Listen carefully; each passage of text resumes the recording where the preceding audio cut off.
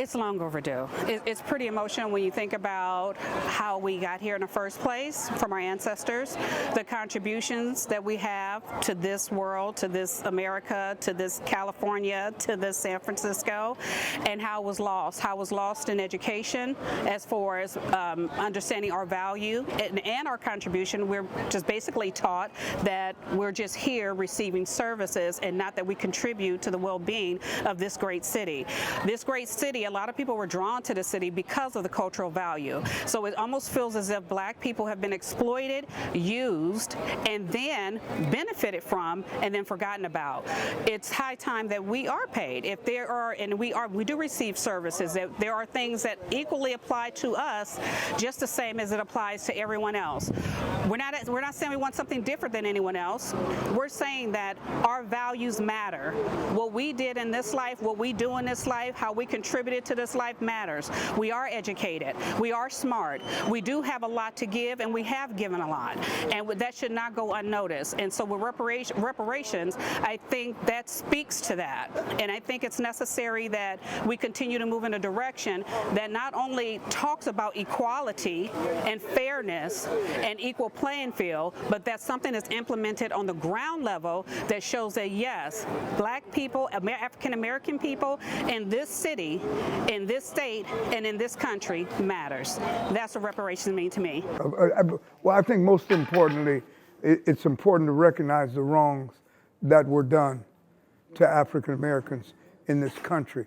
I don't believe you can really repair and move on until such time as the wrongs are recognized, admitted to, and addressed. And then in terms of any tangible redress out of reparations, as a Christian preacher, in my tradition, all sin must be paid for.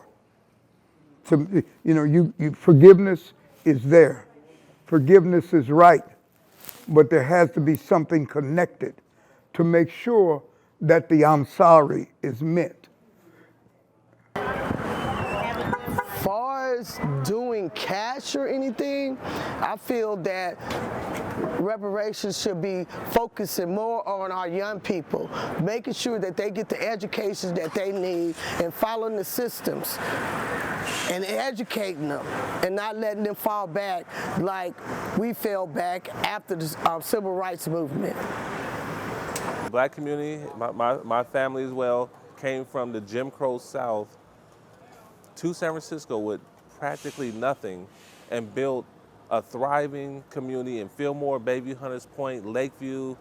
The Fillmore community was known around the world as the Harlem of the West. It was a billion-dollar community.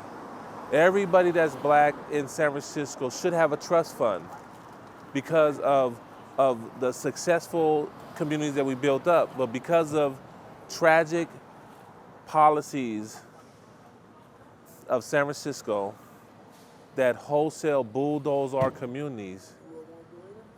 Fillmore completely bulldozed.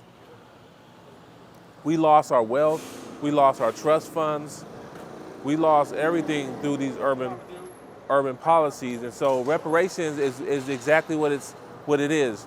It's undoing the damage. It's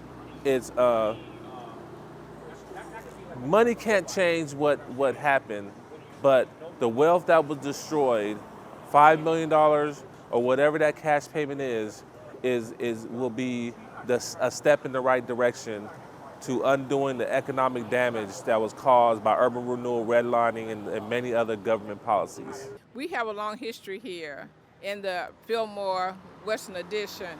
So I think that we should thank God we now have an opportunity to be compensated for the hard work that our forefathers have done to build this country. We built this country, blood, sweat, and tears from our forefathers, and now we're able to, this is our generation of wealth that we're going to be receiving.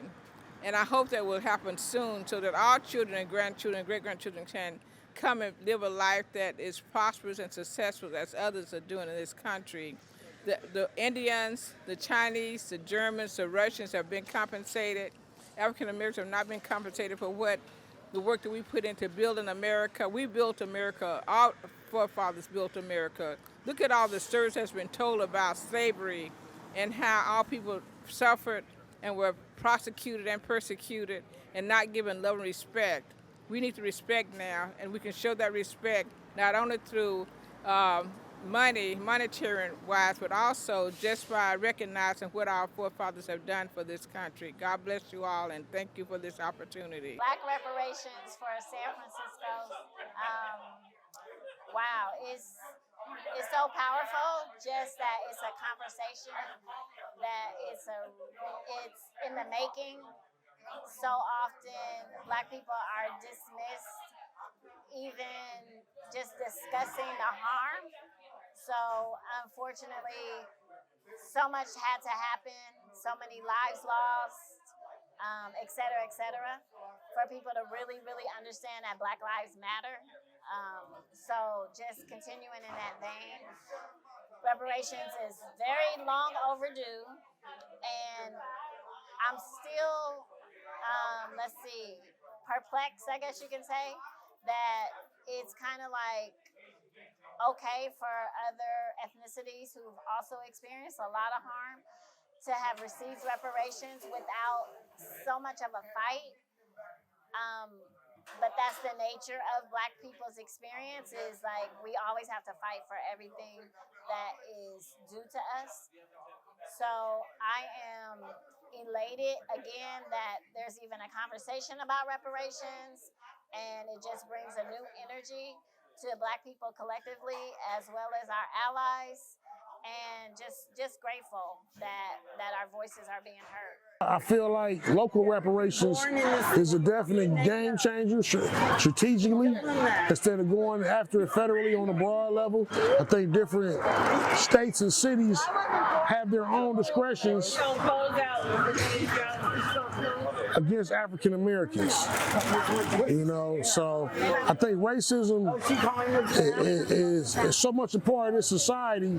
Different states and cities have their own indiscretions. And then lastly, I think if African Americans, we need to agree on one accord when it comes to reparations. You know, if you ask 10 different Black people about reparations, it'd be 5 different answers instead of yes, we deserve reparations. And then I also think it's a distraction to argue with other Black people about reparations, like Africans, people from the Caribbean, because they deserve their reparations in their own country. It's definitely a good thing. And I think that the money could definitely be used for better education and housing and many other things, just to support Black people's lives. Well, since I'm still in the course of education right now, I think that it would be very helpful to, like, especially for high school and college and stuff, because you have to pay for that kind of thing.